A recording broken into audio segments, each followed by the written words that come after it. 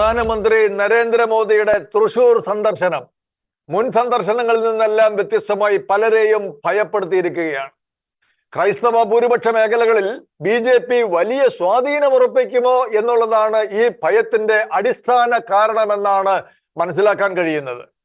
BJP എക്കാലവും അകറ്റി നിർത്തേണ്ട പ്രസ്ഥാനമല്ലെന്നും അതല്ല തീവ്ര ഹിന്ദുത്വ അജണ്ട പേറുന്ന സംഘപരിവാറിന്റെ രാഷ്ട്രീയ പ്രസ്ഥാനമായ BJPയോട് എങ്ങനെ യോജിക്കാൻ പറ്റുമെന്ന വാദവും ഒരുപോലെ ഉയർന്നു നിൽക്കുമ്പോൾ തന്നെ കേരളത്തിലെ ക്രൈസ്തവ സമൂഹം മാനസികമായി BJPയോട് അടുപ്പം കാണിച്ചു തുടങ്ങിയിരിക്കുന്നുവെങ്കിൽ ഇത്ര കാലവും ഒരു വിഭാഗത്തെ മാത്രം പ്രീതിപ്പെടുത്തുവാൻ എന്ത് സഹായവും ചെയ്തു കൊടുക്കുകയും ക്രൈസ്തവരെ മൂന്നാം കിടക്കാർ മാത്രമായി കാണുകയും ചെയ്യുന്ന കേരളത്തിലെ ഇടത് വലത് പാർട്ടികൾക്ക് ഒരു സർജിക്കൽ സ്ട്രൈക്ക് കൊടുക്കുവാൻ കേരളത്തിലെ ക്രൈസ്തവരിൽ നല്ലൊരു വിഭാഗം തയ്യാറെടുക്കുമ്പോൾ ഷെക്കേന ബിഗ് ഡിബേറ്റ് ചർച്ച ചെയ്യുന്നു. BJPയുടെ നയതന്ത്രം കേരളത്തിൽ വിജയിക്കുമോ? ക്രൈസ്തവരെ കാവി ഉടുപ്പിക്കുന്നത് ആര്?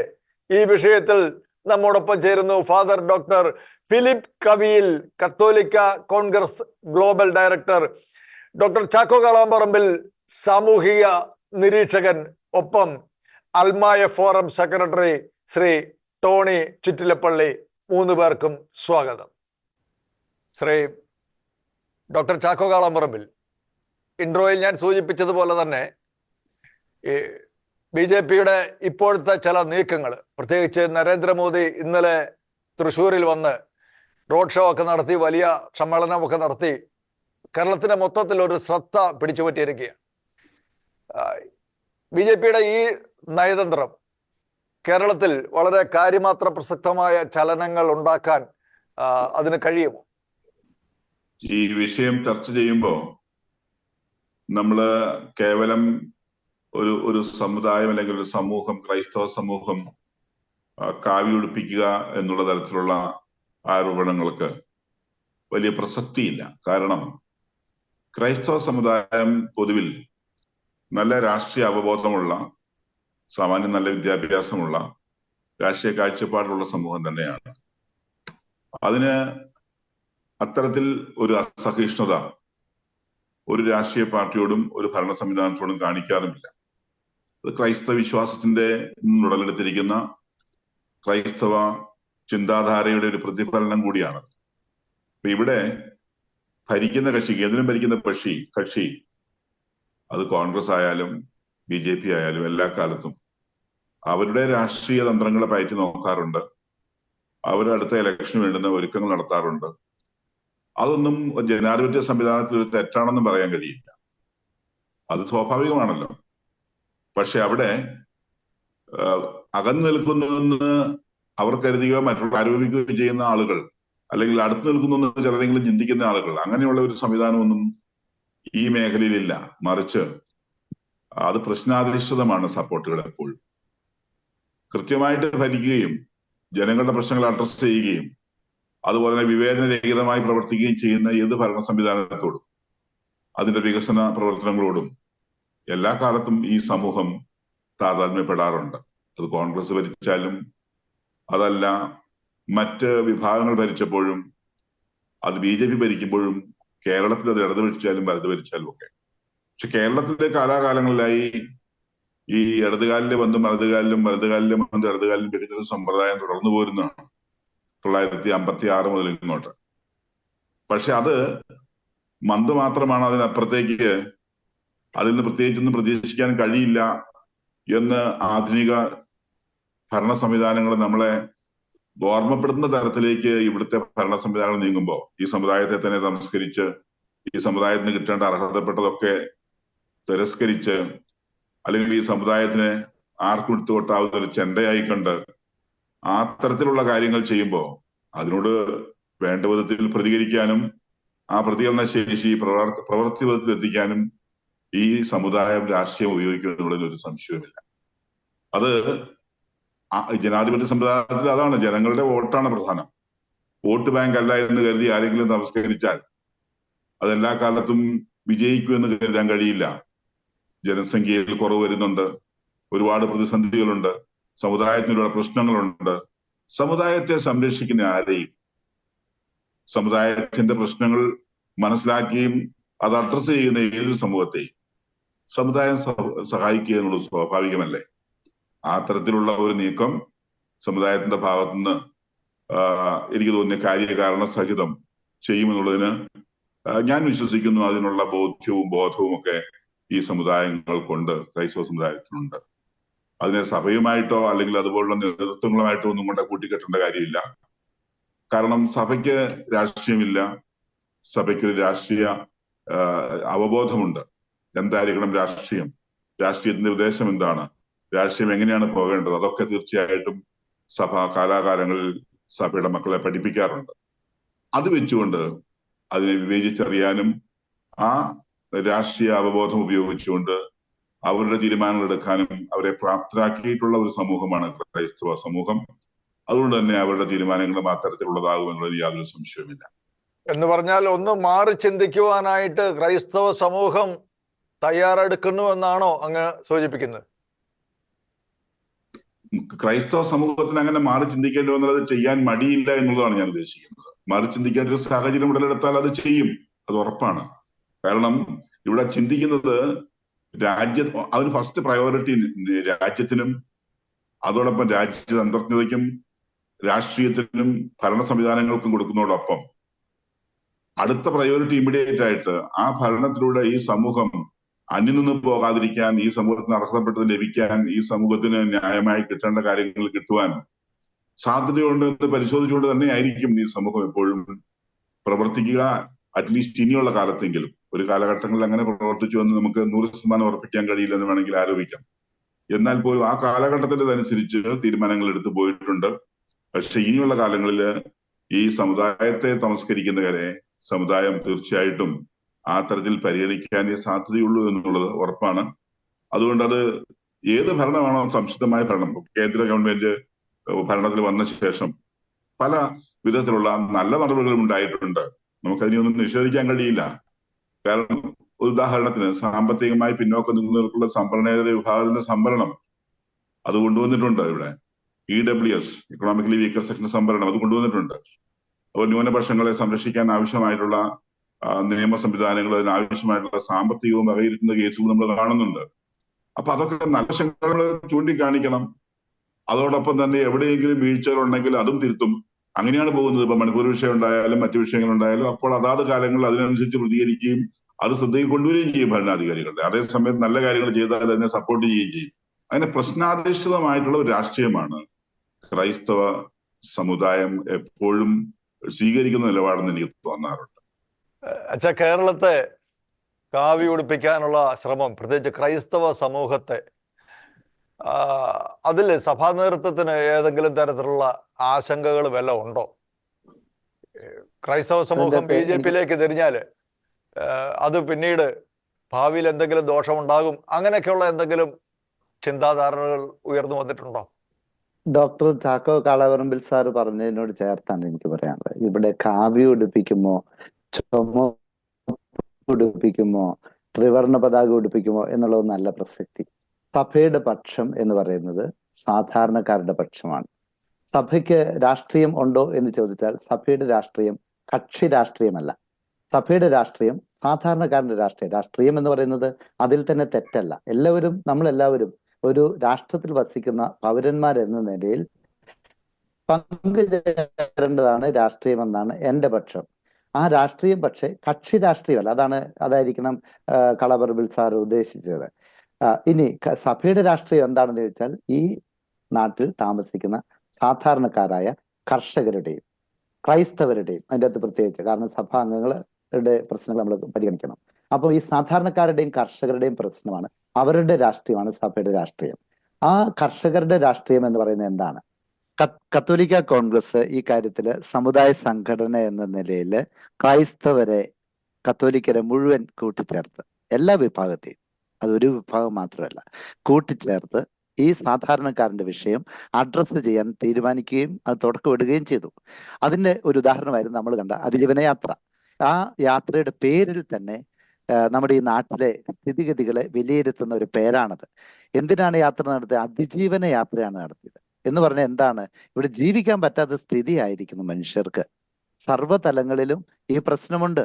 എത്രയോ പേരാണ് കടബാധ്യത കാരണം ആത്മഹത്യ ചെയ്യുന്നത്. എത്രയോ പേരാണ് വന്യമൃഗങ്ങളുടെ ആക്രമണത്തിന് ഇരയാകുന്ന അനുദിനം.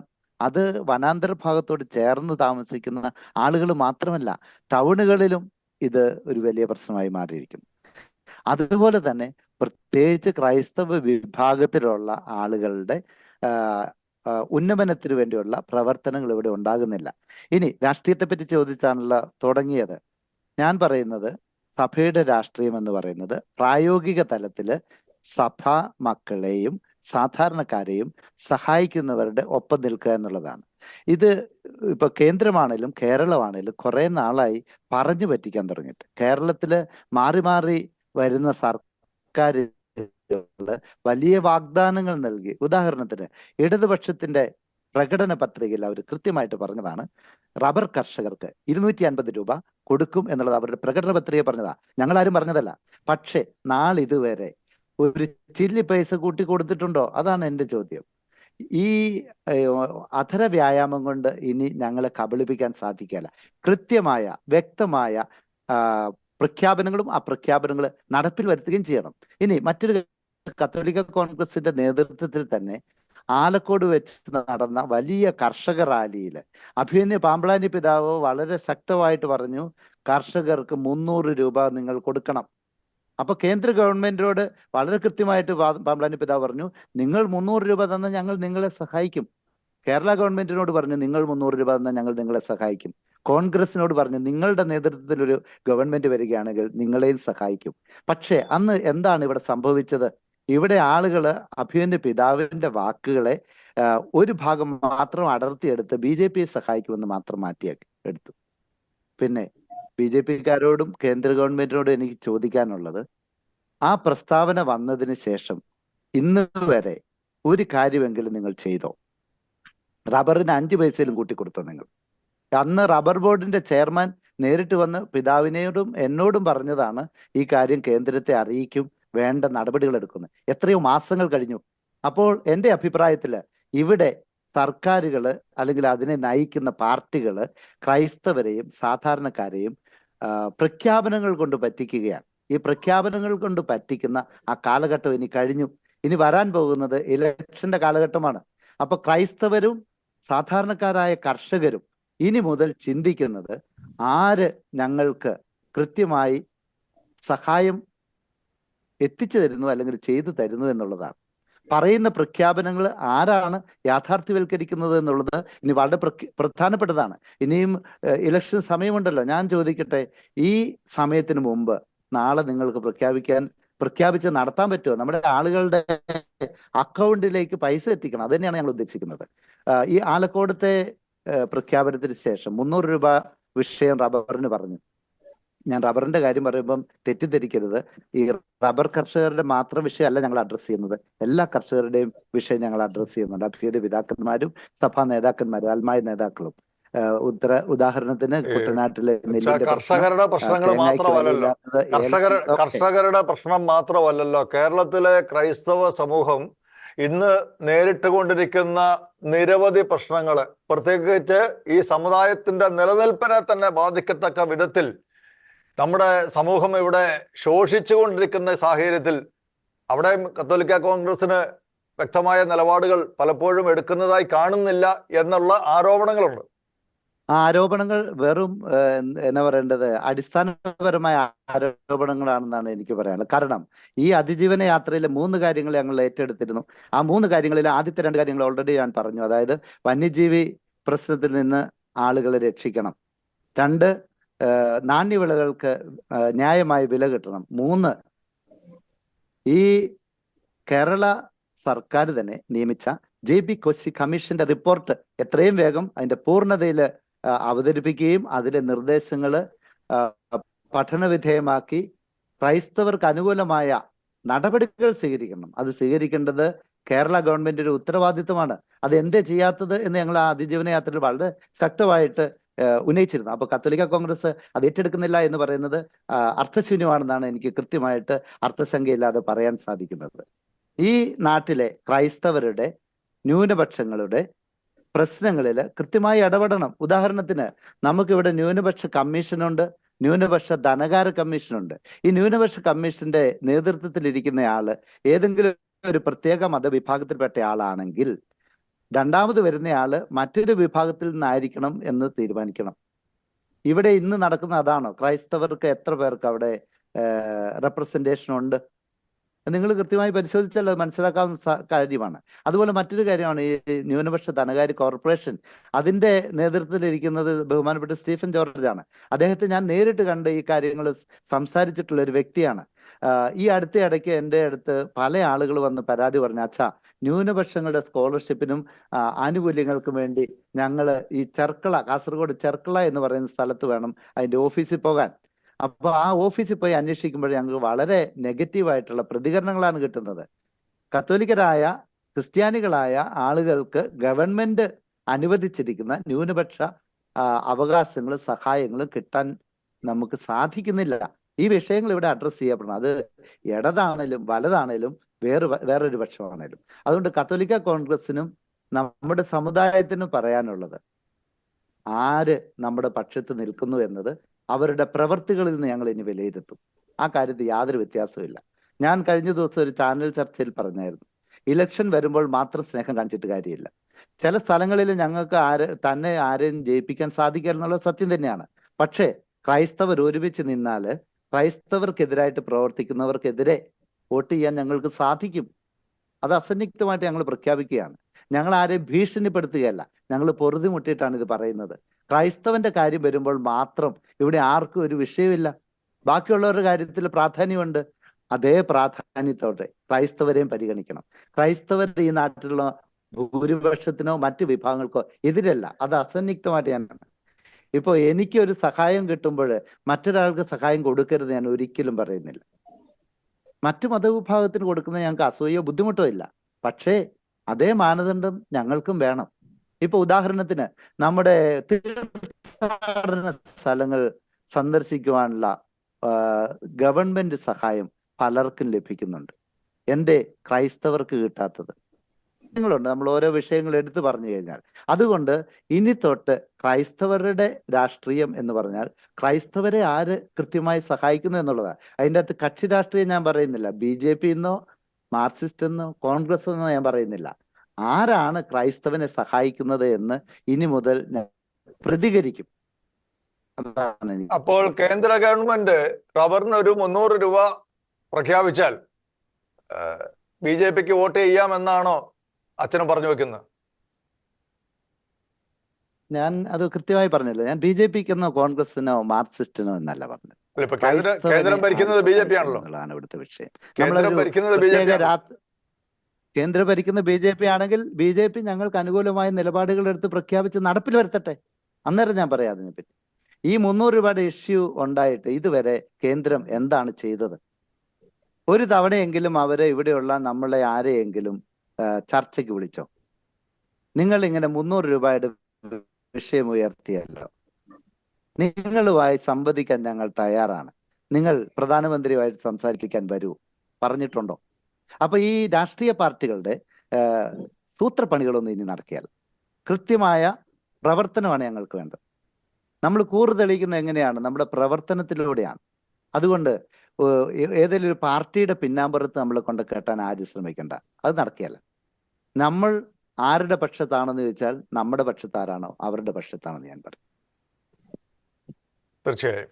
ശ്രീ ടോണി ചിറ്റിലപ്പള്ളി, കേരളത്തിലെ ക്രൈസ്തവ സമൂഹം പരമ്പരാഗതമായിട്ട് ഒരു UDF അനുകൂല നിലപാട് എടുക്കുന്നവരാണെന്നുള്ളതാണല്ലോ ഏറെക്കുറെ ഒരു വെപ്പ്. അങ്ങനെയൊക്കെ തന്നെയാണ് താനും. എന്നാൽ ഇടയ്ക്ക് വല്ലപ്പോഴും ഒക്കെ ഒന്ന് മാറി ചിന്തിച്ച് ചില പ്രത്യേക സാഹചര്യങ്ങളിൽ ഇടതുപക്ഷത്തിന് സപ്പോർട്ട് ചെയ്യുന്ന സാഹചര്യങ്ങളും പലപ്പോഴും ഉണ്ടായിട്ടുമുണ്ട്.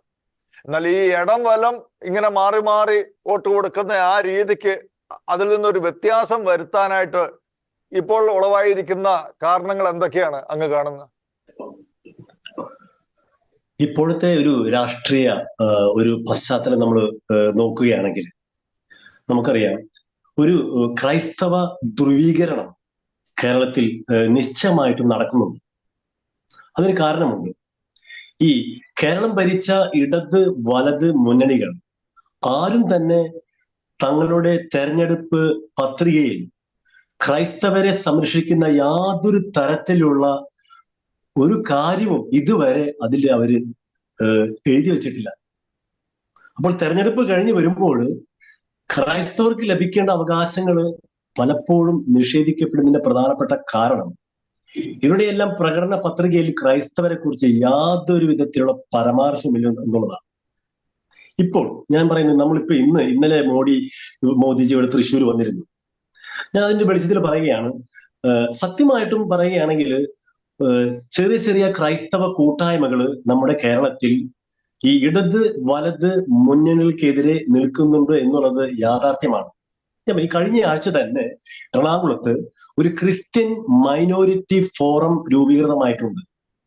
അത് ഈ 14 ജില്ലകളിലും അതിന് ക്രൈസ്തവരായിട്ടുള്ള വ്യക്തികൾ അതിൽ ഉൾപ്പെടുന്നുണ്ട്. ശ്രീ KD ലൂയിസിന്റെ നേതൃത്വത്തിൽ എറണാകുളത്താണ് അത് രൂപീകൃതമായിരിക്കുന്നത്. അതുപോലെ തന്നെ കാസ, ക്രോസ്, നിരവധി മറ്റ് പ്രൊട്ടസ്റ്റന്റ് വിഭാഗങ്ങളുടെ ഇടയിൽ ഉണ്ടായിരിക്കുന്ന ഒരു ധ്രുവീകരണം നമ്മൾ ഒരിക്കലും അത് ശ്രദ്ധിക്കാതെ പോകരുത്. പക്ഷെ ഇത്തരം ക്രൈസ്തവ കൂട്ടായ്മകൾ ആർക്ക് വേണ്ടിയാണ് നിലകൊള്ളുക എന്നുള്ളത് നമ്മൾ നോക്കണം. ഇവിടെ ഇന്നലെ മോദിജി വന്ന് പോയപ്പോൾ അദ്ദേഹം ഉയർത്തിയ ഒരു നൈതികതയുടെ രാഷ്ട്രീയമുണ്ട്. ഇന്നലെ ഇവിടെ നടന്നത് മഹിളാ സംഗമമാണ്. ഏകദേശം 2 ലക്ഷം സ്ത്രീകളെയാണ് BJP കേരളത്തിൽ എല്ലാ സ്ഥലത്തു നിന്ന് കൊണ്ടുവന്ന് ഇവിടെ ഏകോപിച്ച് ഒരു വലിയ സമ്മേളനം തന്നെ നടത്തിയിരിക്കുന്നത്. ഇവിടെ ഞാനൊരു കാര്യം പറയാൻ ആഗ്രഹിക്കുകയാണ്. നമുക്കറിയാം, കത്തോലിക്ക സ്കൂളുകളിൽ പഠിച്ചിറങ്ങിയ വ്യക്തികളാണ് LK Advani, Smriti Irani, Joseph Mundassery, EMS എന്ന് വലിയ രാഷ്ട്രീയ നേതാക്കളെല്ലാം നമ്മുടെ ക്രൈസ്തവമായിട്ടുള്ള കത്തോലിക്ക സ്കൂളിൽ നിന്ന് പഠിച്ചിറങ്ങിയവരാണ്. എന്നാൽ ഇത്തരം നേതാക്കള്, ഇവരുടെ പാർട്ടികള് നമ്മൾ ക്രൈസ്തവർക്ക് എന്ത് നൽകി എന്നുള്ളത് നമ്മൾ ഇവിടെ ചോദ്യം ചെയ്യേണ്ട ഒരു അവസ്ഥയാണ് എന്നുള്ളത്. നമുക്കറിയാം, ഈ നവകേരള സദസ്സില് മുഖ്യമന്ത്രി എന്നെ ഏറ്റവും അടുത്ത കാലത്ത് വേദനിപ്പിച്ച ഒരു സംഭവമുണ്ട്. പിണറായി വിജയന്റെ മിനിസ്ട്രിയിൽ തന്നെ ഇരിക്കുന്ന ഒരു പാർട്ടിയാണ് കേരള കോൺഗ്രസ്. ആ പാർട്ടിയുടെ മന്ത്രിയുണ്ട്, ഘടകകക്ഷിയാണ്. അപ്പോൾ ഇവര് പാലായിൽ നവകേരള സദസ്സ് എത്തിയപ്പോൾ അവിടെ പാലായിലെ ക്രൈസ്തവരുടെ നിവേദനങ്ങൾ അവിടുത്തെ Kottayam MP Thomas Chazhikadan sir അത് അവിടെ അവതരിപ്പിച്ചപ്പോൾ നിഷേധാത്മകമായി കടക്കൂ പുറത്തെന്ന് മാത്രം പിണറായി വിജയൻ പറഞ്ഞില്ല. പക്ഷെ അദ്ദേഹത്തെ ശകാരിക്കുകയും എന്തിനാണ് ഇത്തരം കാര്യങ്ങൾ ഇവിടെ എഴുന്നള്ളിക്കാതെ ചോദിച്ചത്. ഇതെല്ലാം നമ്മൾ ക്രൈസ്തവരെ അവഗണിക്കുന്നതിന്റെ പ്രധാനപ്പെട്ട ഒരു കൃത്യമായിട്ടുള്ള ഒരു സംഭവമായിട്ട് നമ്മൾ ഇതിനെ കാണണം. ഈ കഴിഞ്ഞ ദിവസങ്ങളിൽ മന്ത്രി ഒരു ക്രൈസ്തവ മന്ത്രിയാണ് ശ്രീ സജി ചെറിയാൻ. അദ്ദേഹം എന്താണ് പറഞ്ഞത്? കേക്കും മുന്തിരിയും തിന്നാനായിട്ട് ഡൽഹിയിലേക്ക് ബിഷപ്പുമാരും ക്രൈസ്തവ മേലധ്യക്ഷന്മാരും പോയി എന്ന്. എത്ര വില കുറഞ്ഞ ഒരു പ്രഖ്യാപനമാണ് അദ്ദേഹം നടത്തിയത്. 24 മണിക്കൂറിൽ അത് പിൻവലിച്ചു. ഞാൻ കാണുന്നത് നിശ്ചയമായിട്ടും കേരളത്തിൽ ക്രൈസ്തവർക്കെതിരെയുള്ള ഒരു പാർട്ടികളുടെ തന്നെ, അതായത് കോൺഗ്രസ് ആകട്ടെ, ഇടതുപക്ഷമാകട്ടെ, ഏത് പാർട്ടികളാകട്ടെ, ക്രൈസ്തവർക്കെതിരെ ഒരു ഹേറ്റഡ് ആയിട്ടുള്ള ഒരു ധ്രുവീകരണം നമ്മൾ കാണുന്നുണ്ട്. അപ്പോൾ നമ്മൾ എന്താണ് ചെയ്യുന്നത്? ക്രൈസ്തവര് എപ്പോഴും ദേശീയമായിട്ട് ചിന്തിക്കുന്നവരാണ്. ഇപ്പോൾ ഇവിടെ ചാക്കോ കാളപ്പറമ്പിൽ സാറും ഫിലിപ്പിൽ കവിലിച്ചനും ഒരു കാര്യം പറയുകയുണ്ടായി. അതായത് മോഡി ഗവൺമെന്റ് അവര് വാഗ്ദാനങ്ങൾ നൽകുക അല്ലാതെ കോൺക്രീറ്റ് ആയിട്ട് ഇതുവരെ ഒരു സ്റ്റെപ്പ് കർഷകരുടെ കാര്യത്തിലോ അല്ലെങ്കിൽ റബ്ബറിന്റെ കാര്യത്തിലോ അല്ലെങ്കിൽ തീരദേശത്തിന്റെ കാര്യത്തിലോ ഇതുവരെ നൽകിയിട്ടില്ല. അത് നഗ്നമായ സത്യമാണ്. അദ്ദേഹം ഇന്നലെ ഇവിടെ വന്നിട്ട് കുറെ കാര്യങ്ങൾ, കുറെ വാഗ്ദാനങ്ങൾ, ഞങ്ങളാണ് സ്ത്രീകൾക്ക് വേണ്ടി നിലനിൽക്കുന്നത്, അല്ലെങ്കിൽ ഞങ്ങളാണ് ഇവിടെ വികസനം കൊണ്ടുവന്നൊക്കെ പ്രസംഗിച്ചു. പക്ഷെ ആത്യന്തികമായിട്ട് ക്രൈസ്തവർക്ക് വേണ്ടി എന്ത് പാക്കേജാണ്, അല്ലെങ്കിൽ എന്ത് ഇളവുകളാണ്, അല്ലെങ്കിൽ എന്ത് സംരക്ഷണ സ്ഥിതിയാണ് അദ്ദേഹം ഇന്നലെ വന്ന് പ്രസംഗിച്ചാൽ ഒന്നും ഉണ്ടായിരുന്നില്ല. ഇത് തന്നെയാണ് BJPയുടെ സംസ്ഥാന നേതൃത്വം പോലും നമ്മൾ ക്രൈസ്തവരുടെ ചർച്ചയ്ക്ക് പോലും തയ്യാറല്ല എന്നുള്ളതാണ്. ഇവരെല്ലാം ഈ തെരഞ്ഞെടുപ്പിന്റെ കാലത്ത് എല്ലാ സ്നേഹയാത്ര നേതാക്കന്മാരെല്ലാം നമ്മുടെ ബിഷപ്പ്മാരെ സന്ദർശിക്കും, മേജർ ആർച്ച് ബിഷപ്പിനെ സന്ദർശിക്കും. അതിനുശേഷം ഇവർ അഡ്രസ് ഇല്ല. ഇപ്പൊ കവിലച്ചൻ പറഞ്ഞല്ലോ, പാബ്ലാനി പിതാവ് പറഞ്ഞു, അതുപോലെ പല പിതാക്കന്മാരും പറഞ്ഞു റബ്ബറിന്റെ വില കൂട്ടണമെന്ന്. എന്ത് റിയാക്ഷനാണ്, എന്ത് പ്രതികരണമാണ് ഇത്തരം നേതാക്കൾ നമുക്ക് ലഭിച്ചിട്ടുള്ളത്? വെറും സീറോയാണ്. അപ്പോൾ BJPയെ സംബന്ധിച്ച് പറയുകയാണെങ്കിൽ അവര് വളരെ ദൈവവിശ്വാസമുള്ള ഒരു പാർട്ടിയാണ്. നമുക്കറിയാം. അപ്പോൾ നമ്മളൊരു ക്രൈസ്തവ അല്ലെങ്കിൽ കത്തോലിക്ക മൂല്യങ്ങൾ മുൻപോട്ട് വയ്ക്കുന്ന പാർട്ടിയാണ്. ഒരു പ്രത്യയശാസ്ത്രങ്ങളെ അവഗണിച്ചു ക്രൈസ്തവത്തോട് ഒരു വിഭാഗമാണ് നമ്മുടെ. അപ്പൊ നമുക്ക് വേണമെങ്കിൽ, പക്ഷെ നമ്മൾ അങ്ങനെ ചെയ്യുമ്പോൾ നമുക്ക് അനുകൂലമായിട്ടുള്ള യാതൊരു തരത്തിലുള്ള ഒരു നീക്കം ഇതുവരെ BJP പാർട്ടിയിൽ നിന്ന് ഉണ്ടായിട്ട് ഇല്ല എന്നുള്ളത് നഗ്നമായ സത്യമാണ്. ഇന്നലെ പോലും ശ്രീ നരേന്ദ്രമോദിജി നമുക്ക് അനുകൂലമായിട്ട് ഒരു പ്രസ്താവന പോലും അദ്ദേഹം നടത്തിയിട്ടില്ല ആ പാർട്ടിയിൽ. അതവിടെ നിൽക്കട്ടെ. ഇവിടെ നമ്മൾ വലത് പക്ഷ മുന്നണികൾ നമുക്കറിയാം വിഴിഞ്ഞത്ത് എന്ത് സംഭവിച്ചു. ഒരു ഗോഡൌണില് നമ്മുടെ ക്രൈസ്തവ കുടുംബങ്ങളെ പൂട്ടിയിട്ട് എത്ര നാളാണ് നമ്മൾ സമരം നടത്തിയത്? ഇവിടുത്തെ ഇടതുപക്ഷ ജനാധിപത്യ ഗവൺമെന്റ് അനങ്ങിയോ? ഇപ്പോഴും ബിഷപ്പ്മാർക്കെതിരെ കേസെടുക്കാൻ അവർ പോകുന്നത്. ഇപ്പൊ അച്ഛൻ പറഞ്ഞു റബ്ബറിന് വിലയില്ല, നെല്ലിന് വിലയില്ല, മലയോര കർഷകർക്ക് യാതൊരു തരത്തിലുള്ള ഒരു വിലയും ഇവർ കൽപ്പിക്കുന്നില്ല. ഇത് ആരാണ് വില കൽപ്പിക്കുന്നത്? കോൺഗ്രസ് ചെയ്തിട്ടുണ്ടോ? ഇതുവരെ 2011 ന്യൂനപക്ഷ കമ്മീഷൻ രൂപീകരിച്ച ശേഷം ഇതുവരെ ഒരു ക്രൈസ്തവ ചെയർമാനെ പോലും വയ്ക്കുവാനായിട്ട് കോൺഗ്രസിനോ ഇടതുപക്ഷ മുന്നണിക്ക് കഴിഞ്ഞിട്ടില്ല. ഇതുവരെ നമ്മുടെ ഈ മൈനോറിറ്റി ന്യൂനപക്ഷ വകുപ്പ് ഒരു ക്രൈസ്തവ മന്ത്രിക്ക് ഇതുവരെ നൽകിയിട്ടില്ല. നിങ്ങളത് നോക്കണം, നമ്മളത് ഗവേഷണം നടത്തി കണ്ടുപിടിക്കണം. മാത്രമല്ല, കുറച്ചു നാള് നമ്മുടെ എല്ലാം ശ്രമഫലമായിട്ട് പിണറായി വിജയൻ ന്യൂനപക്ഷ വകുപ്പ് ഏറ്റെടുത്ത് മാസങ്ങൾക്കുള്ളിൽ അത് മുസ്ലിം വിഭാഗത്തിന് കൊടുക്കേണ്ട വന്നൊരു ഗതികേട് പോലും ഇന്ന് ഈ പിണറായി മന്ത്രിസഭയ്ക്ക് ഉണ്ടായിട്ടുണ്ട്. എന്തുകൊണ്ടാണ് നമ്മൾ ചിന്തിക്കണം. നമ്മളെ എപ്പോഴും ഇവര് വോട്ടിങ്ങിന്റെ സമയത്ത് നമ്മൾ വരും, നമ്മളെ അപ്രോച്ച് ചെയ്യും. അതിനുശേഷം നമുക്ക് വേണ്ട ഈവൻ ജോസ് കെ മാണിയുടെ പാർട്ടി ആ പാർട്ടിയിൽ ഉണ്ടായിട്ട് പോലും ഇവിടെയുള്ള കർഷകന് ഒരു ആശ്വാസം കൊടുക്കുവാനായിട്ട് ആ മന്ത്രിക്കോ അല്ലെങ്കിൽ അതിനോട് ചേർന്ന് നിൽക്കുന്ന ഘടകകക്ഷി കഴിഞ്ഞിട്ടില്ലെന്നാണ് നഗ്ന സത്യം. പോട്ടെ, ഇവിടെ നമ്മൾ കോൺഗ്രസിനെ കുറിച്ച് പറയുകയാണെങ്കിൽ കോൺഗ്രസ് ഗവൺമെന്റ് ഒരു പ്രത്യേക മത സമുദായത്തിന്റെ പിറകെ 20 വർഷമായിട്ട് നടന്നു എന്നുള്ളതാണ് വസ്തുത. മൈനോറിറ്റി കമ്മീഷനിൽ ഇതുവരെ ഒരു ക്രൈസ്തവൻ വയ്ക്കും, ഇടതുപക്ഷം വന്നാൽ ക്രൈസ്തവൻ വയ്ക്കും. ആ ക്രൈസ്തവൻ ഒരു പക്ഷെ നമ്മുടെ സഭയുമായിട്ട് യാതൊരു ബന്ധമില്ലാത്ത ഒരാളാണ്. DYFയിൽ അല്ലെങ്കിൽ SFയിൽ പ്രവർത്തിച്ച് വന്ന നിരീശ്വരവാദികളായിട്ടുള്ള ആളുകളെയാണ് ക്രൈസ്തവ ന്യൂനപക്ഷ കമ്മീഷനിൽ അംഗങ്ങളായിട്ട് വെക്കുന്നതെന്ന് നിർഭാഗ്യമായ സത്യം ഞാനിവിടെ വിളിച്ചു പറയാൻ ആഗ്രഹിക്കുകയാണ്. നമ്മുടെ സഭയുടെയോ അല്ലെങ്കിൽ നമ്മുടെ സഭാ ക്രൈസ്തവ വിഭാഗങ്ങളുടെയോ ഒരു റെപ്രസെന്റേറ്റീവ് അല്ല അങ്ങനെയുള്ള ഒരു മെമ്പർ എന്ന് പറയാനും കൂടി ഞാൻ ആഗ്രഹിക്കുകയാണ്. അപ്പോൾ ചുരുക്കത്തില് ഇത്തരം പാർട്ടികള് നമ്മുടെ സഭാ വിഭാഗങ്ങളെ പ്രൊട്ടസ്റ്റന്റ് ആയിക്കോട്ടെ, റീത്ത് ഭേദമന്യേ ആയിക്കോട്ടെ, കത്തോലിക്കരായിക്കോട്ടെ, ക്രൈസ്തവ സമൂഹത്തിന് വേണ്ട ഒരു സംരക്ഷണം കൊടുക്കുന്നതിൽ എല്ലാ പാർട്ടികളും എല്ലാ കാലങ്ങളായിട്ട് പരാജയപ്പെട്ടിരിക്കുക എന്നുള്ള സത്യം വിളിച്ചു പറയാൻ എനിക്ക് യാതൊരു മടിയുമില്ല. ഇനി ഒരു തെരഞ്ഞെടുപ്പ് വരുമ്പോൾ അവരുടെ പ്രകടന പത്രികയില് ക്രൈസ്തവർക്ക് എന്ത് ആനുകൂല്യങ്ങളാണ് അവർ നൽകുന്നത് എന്നുള്ള കാര്യം മനസ്സിലാക്കി കൊണ്ടുവേണം ഓരോ ക്രൈസ്തവനും ബാലറ്റ് പേപ്പറിൽ വോട്ട് ചെയ്യാൻ പോകുമ്പോൾ നമ്മൾ ചിന്തിക്കേണ്ട ഒരു അവസ്ഥയാണ് ഞാൻ പറയുകയാണ്. നമ്മൾ കൂട്ടമായിട്ട് ചിന്തിക്കണം. നമ്മൾ മറ്റുള്ള ക്രൈസ്തവ വിഭാഗങ്ങളായിട്ട് നമ്മൾ ചിന്തിച്ച് ഒറ്റക്കെട്ടായിട്ട് നമുക്ക് മുൻപോട്ട് പോകാൻ സാധിക്കുമോ? ക്രൈസ്തവരുടെ മുൻപിലുള്ള ചോയ്സ് പിന്നെ എന്താണുള്ളത്? ഇപ്പോ ഇടതും വലതിന്റെ സ്ഥിതി ഇതാണെങ്കിൽ പിന്നെ മൂന്നാമതൊരു ഓപ്ഷൻ എന്താണ് ഇപ്പോൾ ഉള്ളത്? മൂന്നാമത് ഓപ്ഷനെ കുറിച്ച് നമ്മളിവിടെ സംസാരിക്കുമ്പോൾ മൂന്നാമത് ഓപ്ഷൻ എവിടെയാണ്? ഇവിടെ ആം ആദ്മി പാർട്ടി ഉണ്ട്, BJP ഉണ്ട്. പക്ഷെ ഇത്തരം പാർട്ടികള് ക്രൈസ്തവർക്ക് വേണ്ടി കോൺക്രീറ്റ് ആയിട്ട് എന്തെങ്കിലും കാര്യങ്ങൾ മുന്നോട്ട് വെച്ചിട്ടുണ്ടോ എന്ന് നമ്മൾ ചിന്തിക്കണം. പ്രധാനമന്ത്രി വന്നുപോയി, നിരവധി നേതാക്കന്മാർ വന്നുപോയി. എന്താണ് ഞാനൊരു കാര്യം പറയട്ടെ. ഒരു ചെറിയ നിസ്സാരമായിട്ട് റബ്ബറിന്റെ കാര്യത്തിൽ പോലും കേന്ദ്രത്തിനോ അല്ലെങ്കിൽ സംസ്ഥാനത്തിനോ ഇതുവരെ ഇടപെടാൻ കഴിഞ്ഞിട്ടില്ല. നമുക്കറിയാം, നമ്മുടെ ഏറ്റവും കൂടുതൽ ക്രൈസ്തവരായിട്ടുള്ള ആളുകളുടെ ഒരു ഉപജീവന മാർഗമാണ് റബ്ബർ. ആ റബ്ബറിന്റെ വില കൂട്ടാൻ പറഞ്ഞപ്പോൾ നമ്മളെ പിതാക്കന്മാരെ ഇകഴ്ത്തി കാണിക്കുന്ന ഒരു സമീപനമാണ് ഈ കേന്ദ്ര സംസ്ഥാന ഗവൺമെന്റുകൾ ചെയ്തിട്ടുള്ളത്. അത് നമുക്ക് നിഷേധിക്കാൻ പറ്റുമോ? ഇവിടെ നമ്മൾ അതിനെ കുറിച്ച് പറയുമ്പോൾ പരിഹാസത്തോടെയാണ് ഇവർ നമ്മളെ കാണുന്നത്. ഇത്തരം ഒരു അവസ്ഥ നമുക്ക് ഉണ്ടെങ്കിൽ തീർച്ചയായിട്ടും തെരഞ്ഞെടുപ്പ് അടുക്കുമ്പോൾ കൃത്യമായിട്ടും അവരുടെ പ്രകടന പത്രികയിൽ ക്രൈസ്തവ സംരക്ഷണത്തിനായിട്ട് എന്തെങ്കിലും എഴുതി ചേർത്തിട്ടുണ്ടോ എന്ന് നമ്മൾ ചോദിക്കണം. മാത്രമല്ല, JB കോശി കമ്മീഷൻ നമുക്കറിയാം. JB കോശി കമ്മീഷൻ റിപ്പോർട്ട് കൊടുത്തിട്ട് എത്ര നാളായി? മുഖ്യമന്ത്രി ഇടയ്ക്കിടയ്ക്ക് പറയും, അല്ലെങ്കിൽ മന്ത്രിമാര് പറയും, ഇപ്പൊ ഞങ്ങൾ ചെയ്യാം, നമ്മളിപ്പോ ചെയ്യും, അടുത്ത മാസം നമ്മൾ ചെയ്യാം. ഇങ്ങനെ നീട്ടി കൊണ്ടുപോയി നമ്മളെ കബളിപ്പിക്കുന്ന ഒരു അവസ്ഥയിലേക്കാണ് ക്രൈസ്തവരായ നമ്മളെ എത്തിച്ചിട്ടുള്ളത്. കഴിഞ്ഞ ദിവസവും ഏതോ മന്ത്രി പറഞ്ഞു അത് നമ്മളെ പരിഗണനയിലാണ്. എന്ത് പരിഗണനയിലാണ്? ഇത് സെക്രട്ടറിയേറ്റിൽ പൊടി പിടിച്ച പെട്ടിയിലിരിക്കുകയാണ്. കത്തോലിക് കോൺഗ്രസ് അടക്കം നമ്മൾ എത്ര സംഘടന അതിനുവേണ്ടി ശബ്ദമുയർത്തിയത്. നമുക്ക് ഒരിക്കലും നിഷേധിക്കാൻ പറ്റില്ല. എല്ലാ ക്രൈസ്തവ സംഘടനകളും അത് ഏത് റീത്താവട്ടെ, ഏത് മെത്രമാരാവട്ടെ, ഇവരെല്ലാം ഇതിനു വേണ്ടി ഇപ്പോൾ തന്നെ പടവെട്ടിക്കൊണ്ടിരിക്കുകയാണ്. പക്ഷേ ഈ നവകേരള സദസ്സ് സമാപിച്ചിട്ടും ഇതുവരെ കൃത്യമായിട്ട് ഞങ്ങൾ ഇന്ന ഡേറ്റിന് ഈ കാര്യങ്ങൾ ഞങ്ങൾ പ്രാവർത്തികമാക്കുമെന്ന് അവർ പറഞ്ഞിട്ടില്ല. അതേസമയം സച്ചാർ കമ്മിറ്റി റിപ്പോർട്ട് വെറും 1 വർഷത്തിനുള്ളിലാണ് സച്ചാർ കമ്മീഷൻ റിപ്പോർട്ട് ലോകസഭയിലെ മേശപ്പുറത്ത് വെച്ചിട്ട് അത് മുസ്ലിം ലീഗ് കൂടി നടപ്പാക്കി കൊടുത്തിട്ടുള്ളത്.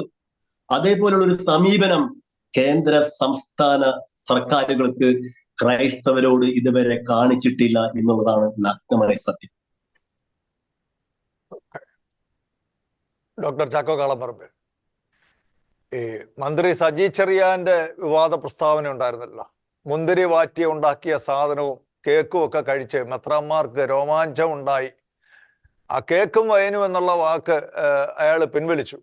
പക്ഷേ അദ്ദേഹത്തിൻ്റെ നിലപാടിൽ അയാൾ ഉറച്ചു നിൽക്കുകയാണ് എന്ന് മന്ത്രി ആവർത്തിച്ച് പറയുകയുണ്ടായി. പക്ഷെ എവിടെ ഒരു അന്തർധാര ഇതിനിടയിലുണ്ടോ എന്ന് പലർക്കും ഇപ്പോൾ ഒരു സംശയം ഉണ്ടായിട്ടുണ്ട്. അതവിടെ നിൽക്കട്ടെ. അപ്പോൾ തന്നെ ഈ മന്ത്രി പറഞ്ഞൊരു കാര്യമുണ്ട്, ഈ മണിപ്പൂർ വിഷയത്തിൽ എന്തുകൊണ്ടാണ് നിങ്ങൾ കാര്യമായിട്ട് പ്രതികരിക്കാത്തത് എന്ന്. ഈ മണിപ്പൂർ വിഷയം ഉയർത്തിക്കാട്ടിയാണ് പലപ്പോഴും ക്രൈസ്തവർ BJP യോട് അടുക്കുന്നുണ്ടോ എന്നുള്ള ഒരു ഭയത്തിൽ ഇവിടുത്തെ ഇടത് വലത് മുന്നണികൾ പലപ്പോഴും ഈ ആരോപണം ഉന്നയിച്ചുകൊണ്ടിരിക്കുന്നത്. ഇപ്പൊ ഈ മണിപ്പൂർ വിഷയത്തെക്കുറിച്ച് ശരിക്കും ആധികാരികമായിട്ട് എന്താ മറുപടി പറയാനുള്ളത്? ബിനോയ്, ഈ കേരളത്തിൽ പതിവായിട്ട് ഉയർന്നു കേൾക്കുന്ന ഒരു രോധനമാണ് താങ്കൾ ഈ പറയുന്ന മണിപ്പൂരിന്റെ രാഷ്ട്രീയവും കാര്യങ്ങളും എല്ലാവർക്കും അറിയാം. ഇപ്പൊ ഉദാഹരണത്തിന് മണിപ്പൂരിലെ പ്രശ്നം ആരംഭിച്ചപ്പോൾ തന്നെ അത് ഗോത്രങ്ങൾ തമ്മിലുള്ള ഒരു യുദ്ധത്തിലേക്ക് നയിക്കുന്നതാണ് എന്ന് തോന്നാൻ കാരണം എന്താണ്? സ്വാഭാവികമാണ്.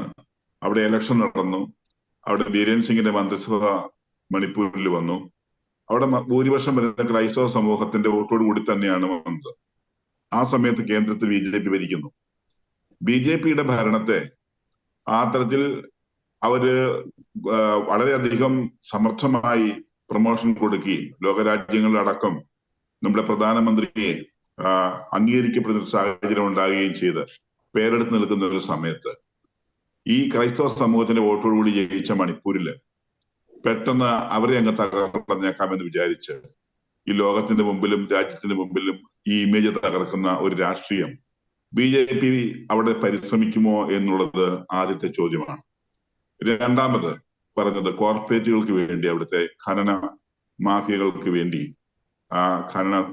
ഖനനം മുഴുവനും മലയോര മേഖലയിൽ കിടക്കുന്ന ധാതു നിക്ഷേപങ്ങളെ പുറത്തു കൊണ്ടുവരാൻ വേണ്ടിയുള്ള ശ്രമത്തിന്റെ ഭാഗമായി മലയോര മേഖലയിൽ നിന്ന് കുക്കികളെ ഇറക്കാൻ നോക്കുന്ന ഭാഗമാണ് വാദഗതി വന്നു.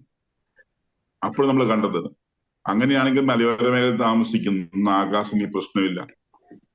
അപ്പൊ ഓട്ടോമാറ്റിക്കായിട്ട് അത് മലയോര മേഖലയിൽ നിന്നുള്ള കുടിയിറക്കിന് വേണ്ടിയാണുള്ള വാദഗതിക്കും സാധൂകരിക്കാൻ കഴിയുന്നത്.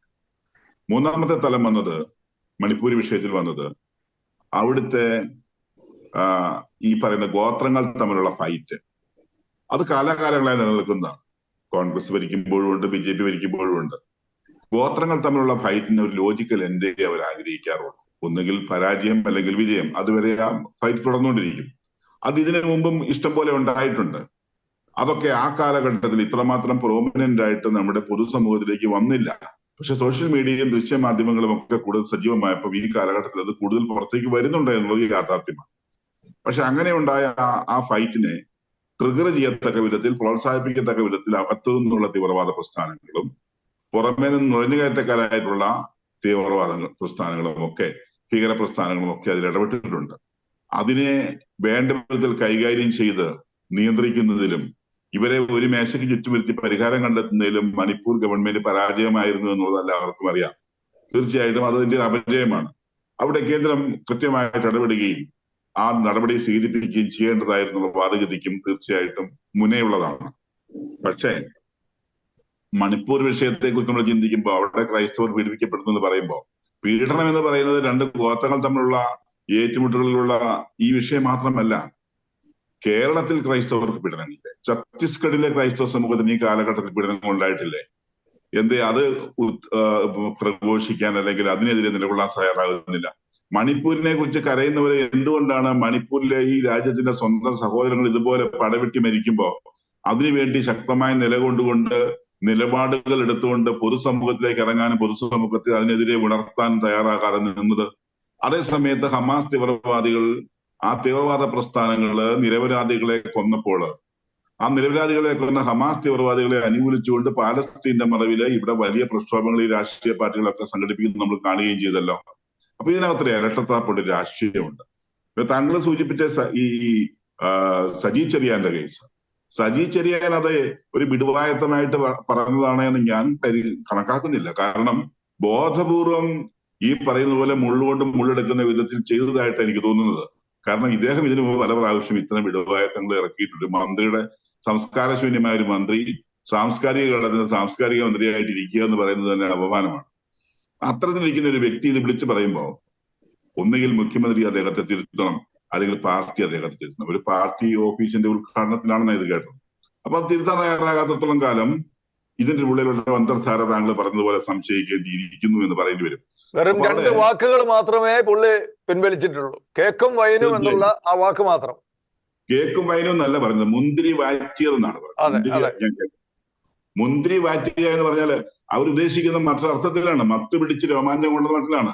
അത്ര നികൃഷ്ടമായി സംസാരിച്ചിട്ടും അതിനെ തള്ളിക്കളയാനായിട്ട് പാർട്ടികൾ തയ്യാറാകുന്നില്ല, അല്ലെങ്കിൽ ഭരണ നേതൃത്വം കൊടുക്കുന്ന മുഖ്യമന്ത്രി പോലും തയ്യാറാകുന്നില്ല എന്ന് പറയുമ്പം അത് അറിഞ്ഞുകൊണ്ട് ചെയ്യുന്നതായിട്ട് അവരുടെ സപ്പോർട്ടോട് ചെയ്യുന്നതാണോ എന്ന് സംശയിച്ചു പോകാൻ ആർക്കും കുറ്റം പറയാൻ കഴിയില്ല.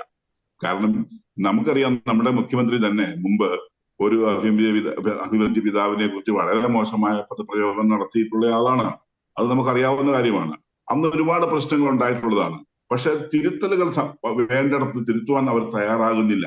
അപ്പൊ ഇത്തരത്തിലുള്ള ക്രൈസ്തവർക്കെതിരെയുള്ള ഇത്തരത്തിലുള്ള വിടുവായത്വങ്ങളും ഇതുപോലുള്ള ക്രൈസ്തവരെ ഒറ്റപ്പെടുത്തുന്നതും ക്രൈസ്തവരെയും മതമേധാധ്യക്ഷന്മാരെ അപമാനിക്കുന്നതുമായിട്ടുള്ള കാര്യങ്ങൾ ഈ സംവിധാനത്തിൽ നിന്ന് ഇതിനു മുമ്പും ഉണ്ടായിട്ടുണ്ട്. ഞാനൊരു കാര്യം ചോദിക്കട്ടെ, നവകേരള സദസ്സ് ഇവിടെ കൊട്ടിഘോഷിക്കപ്പെട്ട് നടന്നപ്പോ അതിന്റെ പ്രഭാത സമ്മേളനങ്ങളിലും പ്രഭാത ഭക്ഷണത്തിനും ഈ മതമേധാധ്യക്ഷന്മാരെ എല്ലാം ക്ഷണിച്ചല്ലോ. ആരെങ്കിലും ഇവരെ ആക്ഷേപിച്ചോ? ഇല്ലല്ലോ. അപ്പൊ അവര് ചെയ്യുന്നു, അവര് ചെന്നാൽ നല്ലത്.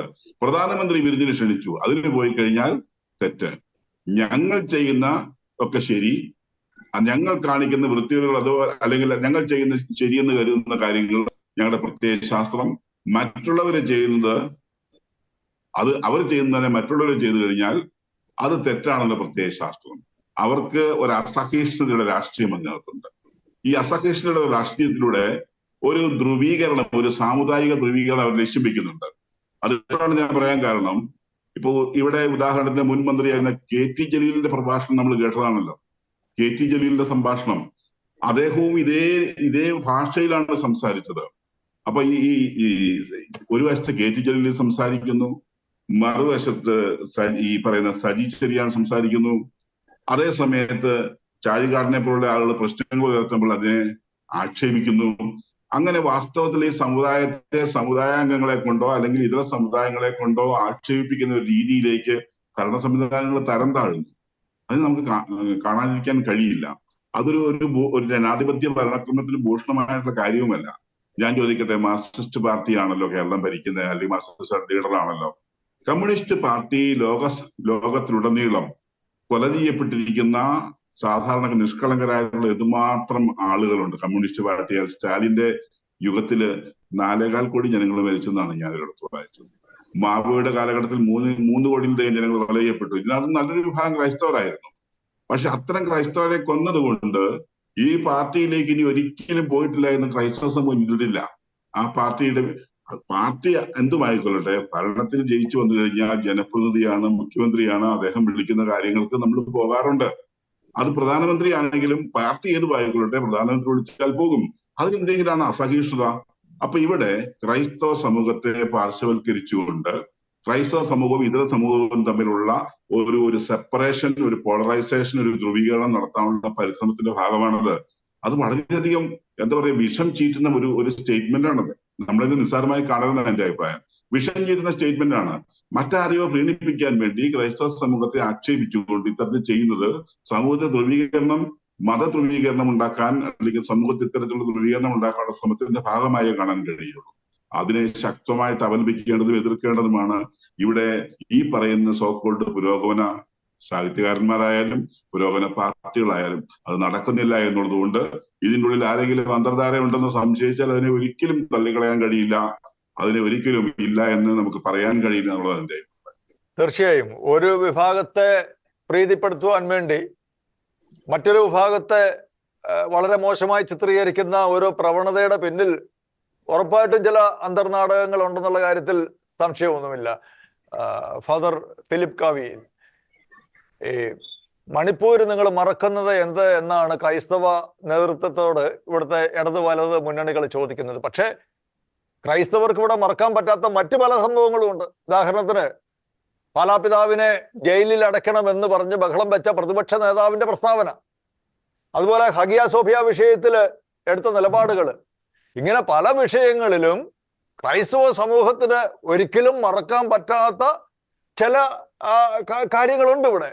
അതേക്കുറിച്ച് അപ്പോൾ അടുത്ത ഒരു തെരഞ്ഞെടുപ്പ് വരുമ്പോൾ ഇങ്ങനെയുള്ള ചില ക്രൈസ്തവർക്ക് മറക്കാൻ പറ്റാത്ത ചില വിഷയങ്ങൾ ക്രൈസ്തവ നേതൃത്വം സമൂഹത്തിന്റെ മുമ്പിൽ ഉയർത്തി കാണിക്കുമോ? തീർച്ചയായിട്ടും. അതായത് ഈ പാലാപിതാവിന്റെ വിഷയം എന്ന് പറഞ്ഞാൽ നമ്മൾ ഗൗരവമായിട്ട് എടുക്കേണ്ട വിഷയമാണ്. ഈ വലിയ സ്നേഹം പറയുന്ന ഇപ്പോഴത്തെ ആളുകൾ മണിപ്പൂർ വിഷയം പറഞ്ഞ് പ്രധാനമന്ത്രി നമ്മളുടെ നേതാക്കന്മാരെയും അഭിനന്ദ പിതാക്കന്മാരെയും വിളിച്ചപ്പോൾ ആ വിരുന്നിൽ സംബന്ധിച്ചതിനെ പറ്റിയാണല്ലോ ആക്ഷേപം ഉണ്ടാക്കിയത്. അതിന് പറയുന്ന ഇവർ വലിയ സ്നേഹം കത്തോലിക്ക അല്ലെങ്കിൽ ക്രൈസ്തവ സമൂഹത്തോട് കാണിക്കുന്നു എന്നാണല്ലോ പറയുന്നത്. അങ്ങനെ പറഞ്ഞ് ഇവര് തന്നെയല്ലേ ഈ അഭിനന്ദ കല്ലറങ്ങാട്ട് പിതാവിനെതിരെ കേസെടുത്തത്? ആ കേസെടുത്ത ആളോട് എനിക്ക് ചോദിക്കാനുള്ളത്, ഈ മന്ത്രി സജി ചെറിയാൻ ഒരു തരത്തില് ക്രൈസ്തവരുടെ വിശുദ്ധ സങ്കല്പങ്ങളെ ഉദ്ധരിച്ചാണ് ക്രൈസ്തവരെ അവമാനിച്ചത് എന്ന് പറഞ്ഞാൽ അതൊരു വർഗീയമായിട്ടുള്ളൊരു പരാമർശമായിട്ട് പോലും നമുക്ക് കാണാൻ സാധിക്കും. എന്ന് പറഞ്ഞാൽ ഒരു വർഗീയ ധ്രുവീകരണത്തിന് ശ്രമിച്ചു. ക്രൈസ്തവര് ഈ മുന്തിരി വാറ്റി എന്നൊക്കെ പറഞ്ഞു കഴിഞ്ഞാൽ നമ്മുടെ വിശുദ്ധ കുർബാനയിലേക്കാണ് അതിൻ്റെ അകത്തെ ലക്ഷ്യം വെക്കുന്നതെന്ന് ആർക്കും മനസ്സിലാകാത്ത, നമ്മൾ പൊട്ടന്മാരൊന്നല്ലല്ലോ, നമുക്ക് മനസ്സിലാകുന്നുണ്ട് ഇതൊക്കെ. അങ്ങനെയാണെങ്കിൽ ഈ അഭിനന്ദ കല്ലറങ്ങാട്ട് പിതാവിന് എതിരെ കേസെടുത്ത ആളുകൾ ഈ മന്ത്രി സജി ചെറിയാനെതിരെ കേസെടുക്കേണ്ടതായിരുന്നു. കാരണം ഇവിടെയുള്ള ഒരു ക്രൈസ്തവ മതവിഭാഗത്തിന്റെ മതവികാരങ്ങളെ ആ മന്ത്രി വ്രണപ്പെടുത്തുകയായിരുന്നു. നമ്മളെല്ലാവരും ശക്തമായി പ്രതികരിച്ചപ്പോൾ അദ്ദേഹം അത് പിൻവലിച്ചു, ഞങ്ങളത് അംഗീകരിക്കുന്നു. പക്ഷേ ഒരേ കാര്യമാണ് ഇവിടെ രണ്ടും നടന്നത്. ഇനി നമ്മുടെ കല്ലറങ്ങാട്ട് പിതാവ് പറഞ്ഞതിൽ എന്താണ് തെറ്റ്? പിതാവ് ഒരു പബ്ലിക് സ്ഥലത്ത് മൈക്ക് കെട്ടിവെച്ച് പറഞ്ഞതല്ല, പിതാവിന്റെ ഒരു പള്ളിയിൽ എന്ന് പറഞ്ഞു കഴിഞ്ഞാൽ ഒരു അഭിമന്യ പിതാവിന് തന്നെ ഏൽപ്പിച്ചിരിക്കുന്ന ഇടയ ദൗത്യം നിറവേറ്റുന്നത് അദ്ദേഹത്തിന്റെ ജനങ്ങളുടെ അടുത്താണ്, സ്വന്തം ജനങ്ങളുടെ അടുത്ത്, ക്രൈസ്തവരായ ആളുകളുടെ ഒരു ദേവാലയത്തിൽ വെച്ച്. സാധാരണഗതിയിൽ ക്രൈസ്തവ ഇടയന്മാര് അവരുടെ വിശുദ്ധ ബലിയില് വചനവ്യാഖ്യാനങ്ങളിലൂടെ ഇടയലേഖനങ്ങളിലൂടെയാണ് സ്വന്തം ജനത്തെ നയിക്കുന്നത്. അവർ നയിക്കുന്നത് ധാർമ്മികമായ വിഷയങ്ങളില്, അവരുടെ വിശ്വാസ ജീവിതത്തില് ഈ കാര്യങ്ങൾ പറയാൻ ക്രൈസ്തവർക്ക് ഇടയന്മാർക്ക് അധികാരമുണ്ട്, അവകാശമുണ്ട്. അവിടെ പിതാവ് എന്താണ് പറഞ്ഞത്?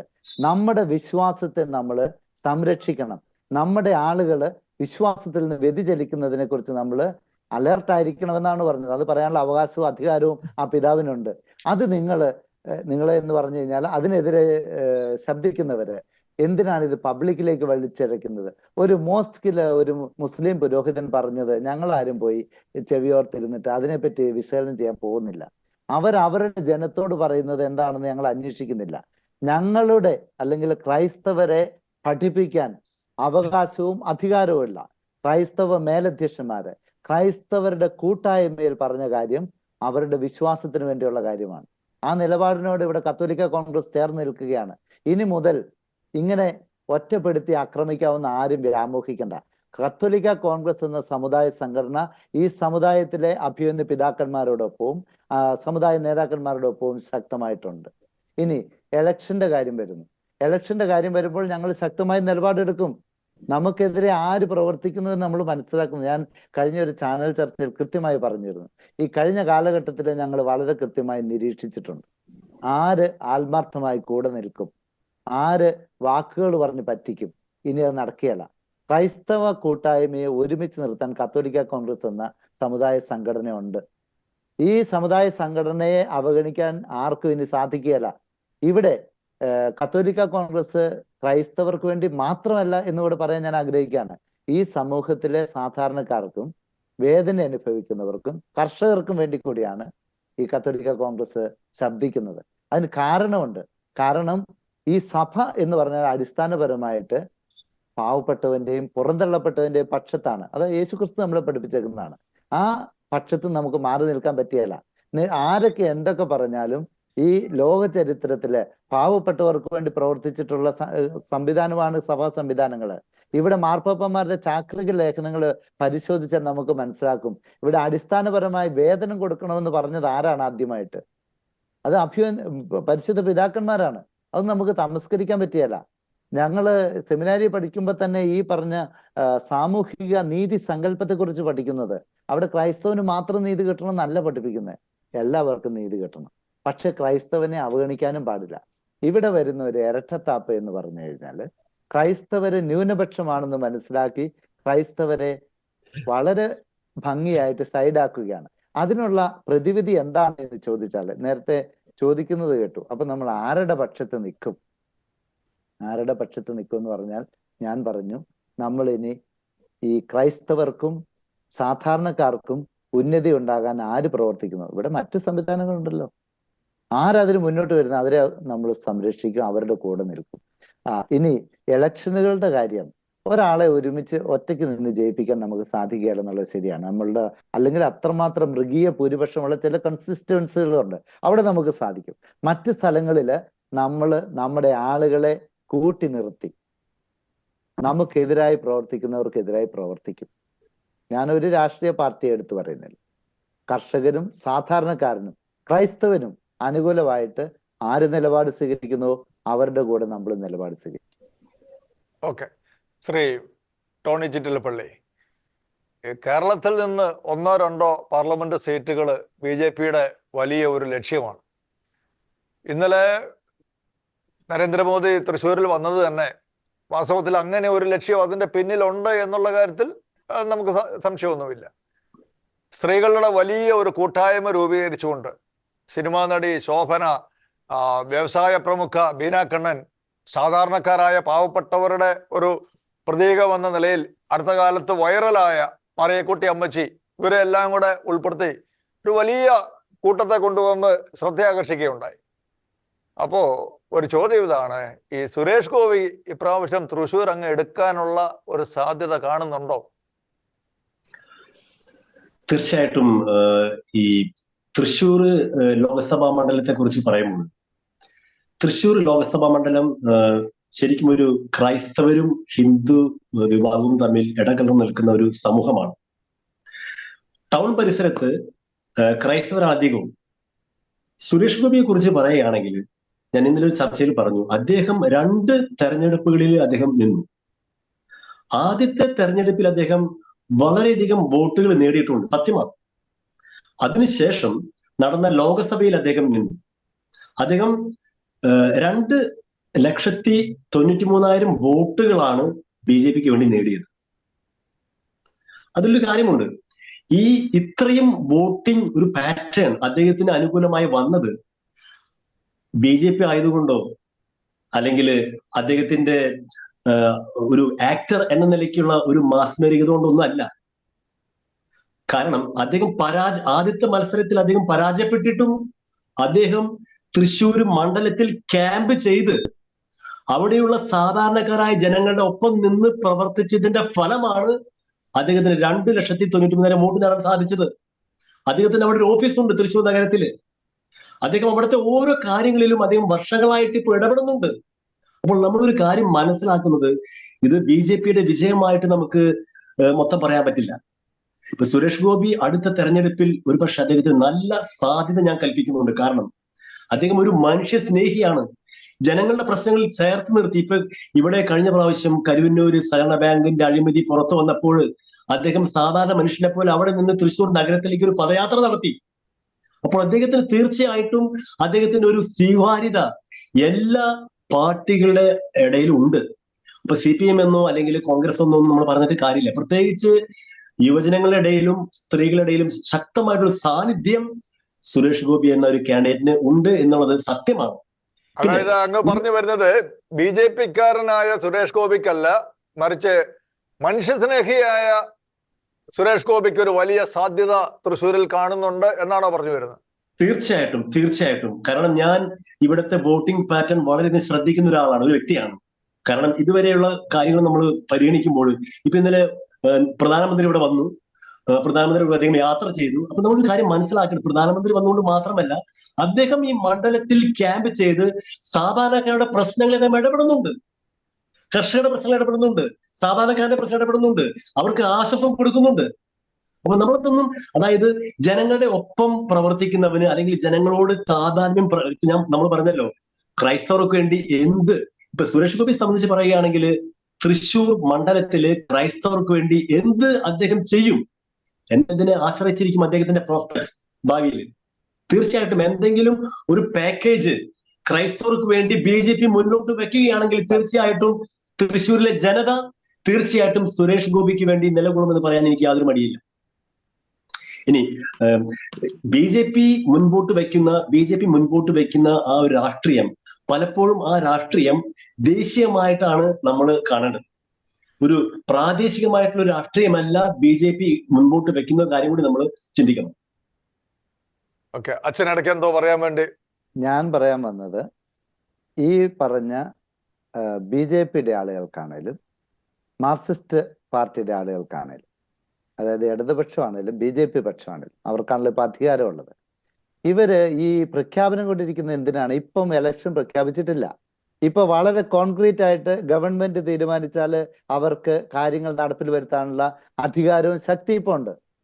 ഇലക്ഷൻ പ്രഖ്യാപിക്കുന്ന ആ നിമിഷം തൊട്ട് അവർക്ക് പിന്നെ അങ്ങനത്തെ പരിപാടികളൊന്നും ചെയ്യത്തില്ല. എന്റെ കേരള മുഖ്യമന്ത്രി ഈ കർഷകരുടെ വിഷയത്തില് സഭാ നേതാക്കള് ആവശ്യപ്പെട്ട കാര്യം അതിന് കോൺക്രീറ്റ് ആയിട്ടുള്ള ഒരു നടപടി സ്വീകരിക്കാത്ത?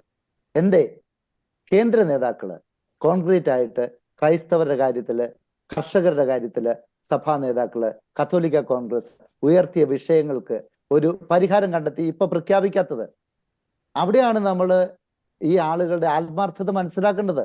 ഞാൻ ജയിച്ചു കഴിഞ്ഞാൽ ഇന്നത് ചെയ്യാം എന്ന് ആർക്കും പറയാം, ജയിച്ചു കഴിഞ്ഞ് പിന്നെ തിരിഞ്ഞു നോക്കാത്തതാണ് നമ്മുടെ ഇതുവരെയുള്ള അനുഭവം. ഇപ്പൊ ചെയ്യാൻ പറ്റുന്ന സമയത്ത്, ഇന്ന് അല്ലെങ്കിൽ നാളെ നിങ്ങളുടെ കയ്യിൽ അധികാരം ഇരിക്കുകയല്ലേ, പ്രഖ്യാപിച്ച് നടത്തിപ്പിൽ വരുത്തൂ. അതാണ് എനിക്ക് പറയാനുള്ളത്. അത് നമ്മൾ കൃത്യമായിട്ട് നിരീക്ഷിക്കണം, വിലയിരുത്തണം. അതനുസരിച്ച് വേണം ക്രൈസ്തവ ലോകമാണേലും കർഷക ലോകമാണേലും ഇനി തൊട്ട് പ്രതികരിക്കാൻ എന്നാണ് എൻ്റെ അഭിപ്രായം. അല്ല, ഇനി അങ്ങോട്ട് ഈ പാർട്ടികളുടെയൊക്കെ പ്രസ്താവനകളൊക്കെ വരാൻ പോകുന്നത് മുഴുവൻ ഈ തെരഞ്ഞെടുപ്പിനെ മുൻപിൽ കണ്ടുകൊണ്ടുള്ള മുൻകൂട്ടിയുള്ള ഒരു ഏറൊന്നും അങ്ങോട്ട് മാത്രം കരുതിയാൽ മതി. ഇന്നോ നാളെയോ നാളത്തെ കഴിഞ്ഞ് അവർക്ക് ചെയ്യാമല്ലോ. എന്തിന് ഈ പ്രഖ്യാപനം വന്നു കഴിഞ്ഞ് അതിനു വേണ്ടി വെയിറ്റ് ചെയ്യുന്നു? ഇപ്പൊ ചെയ്യാൻ അധികാരം എൻ്റെ കയ്യിൽ ഇരിക്കുകയാണ്. അപ്പൊ ഞാൻ ചെയ്യണ്ടേ? ഞാൻ ഇനി നാളെ ഇത് ചെയ്യാമെന്ന് പറയുന്നതിൽ എന്ത് ആത്മാർത്ഥതയാണുള്ളത്? ഓക്കെ. അവസാനമായി ശ്രീ ചാക്കോ കാളാപ്പറമ്പിൽ ഒരു ചോദ്യം കൂടി. ഈ ഇസ്ലാമിക തീവ്രവാദത്തെ നേരിടുവാനായിട്ട് BJP-ക്ക് മാത്രമേ സാധിക്കുകയുള്ളൂ എന്ന ഒരു പൊതുധാരണ ക്രൈസ്തവരുടെയും ഹൈന്ദവരുടെയൊക്കെ ഇടയിൽ ഉണ്ടായി വന്നിട്ടുണ്ടെങ്കിൽ അതിന്റെ കാരണം എന്തായിരിക്കും? ആ ധാരണയിൽ എന്തെങ്കിലും സത്യമുണ്ടോ? അതൊരു നല്ല ചോദ്യമാണ്. കേരളത്തിന്റെ പ്രത്യേക പശ്ചാത്തലത്തില് കേരളത്തിൽ നമ്മൾ കാണുന്നത് ഈ ഇസ്ലാം ഭീകരവാദങ്ങള് അതിന്റെ ഒരു വളക്കൂറുള്ള മണ്ണായി കേരളം മാറിക്കൊണ്ടിരിക്കുന്നു എന്നുള്ളതാണല്ലോ ദേശീയ തലത്തിലുള്ള ഇന്റലിജൻസ് ഏജൻസികളും സംസ്ഥാന തലത്തിലുള്ള പോലീസിലെ ഉന്നത വിഭാഗങ്ങളും ഒക്കെ റിപ്പോർട്ട് ചെയ്തിട്ടുള്ളത്. ലോകത്തിൽ ഞാൻ കാണുന്നത് ഒരു പരിധിവരെ സോഷ്യലിസവും നിരീശ്വരത്വം കൈകോർക്കും.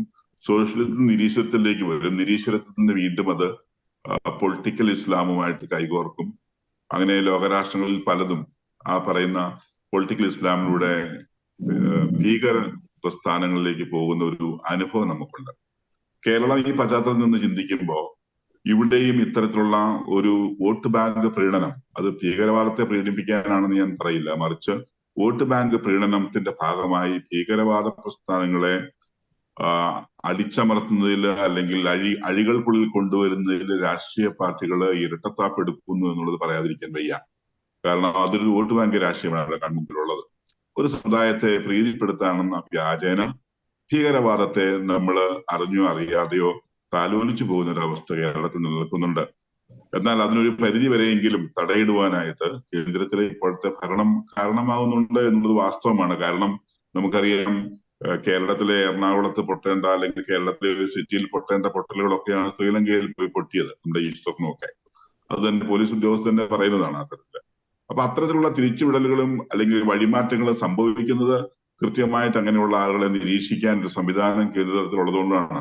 അതേസമയത്ത് കോൺഗ്രസ് ആണ് ഭരിച്ചതെങ്കിൽ, ഞാൻ കുറ്റം പറയുകയല്ല, കോൺഗ്രസ് ആണ് ഭരിച്ചിരുന്നതെങ്കിൽ അത്തരത്തിലുള്ള നീക്കങ്ങൾക്ക് ശക്തി കുറയുമായിരുന്നു ഞാനങ്ങ് വിശ്വസിക്കുന്നുണ്ട്. എന്റെ അനുഭവം, ഞാൻ അത് ചരിത്രം പഠിപ്പിക്കുന്നത് അത് തന്നെ ആയതുകൊണ്ട്. മറ്റൊരു വസ്തുത, ഈ കേരളത്തിലെ എനിക്ക് തോന്നുന്നത് ഇപ്പം നമ്മള് എല്ലാത്തിനെയും നീക്കി നിർത്തി അല്ലെങ്കിൽ എന്തിനേലും ഒരു കൂട്ടരെ ഭയന്നിട്ട് മറ്റൊരു കൂട്ടരെ നമ്മൾ നീക്കി നിർത്തേണ്ട കാര്യമുണ്ടെന്ന് എനിക്ക് തോന്നുന്നില്ല. ഈ അസഹിഷ്ണുതയുടെ രാഷ്ട്രീയം പുലർത്തുന്നവർ എപ്പോഴും ചാപ്പകുത്തലുകൾ നടത്താറുണ്ട്. നമ്മൾ എന്തെങ്കിലും സത്യം വിളിച്ചു പറഞ്ഞാൽ ഉടനെ അത് പ്രത്യേകതരം സംഖ്യയാണ് അല്ലെങ്കിൽ കൃസംഖ്യയാണ് അല്ലെങ്കിൽ എങ്ങനെയാണെങ്കിൽ ചാപ്പകുത്തൽ നടത്തുന്നത് പലപ്പോഴും കേൾക്കാറുണ്ട്. അതെന്തിനാണ്?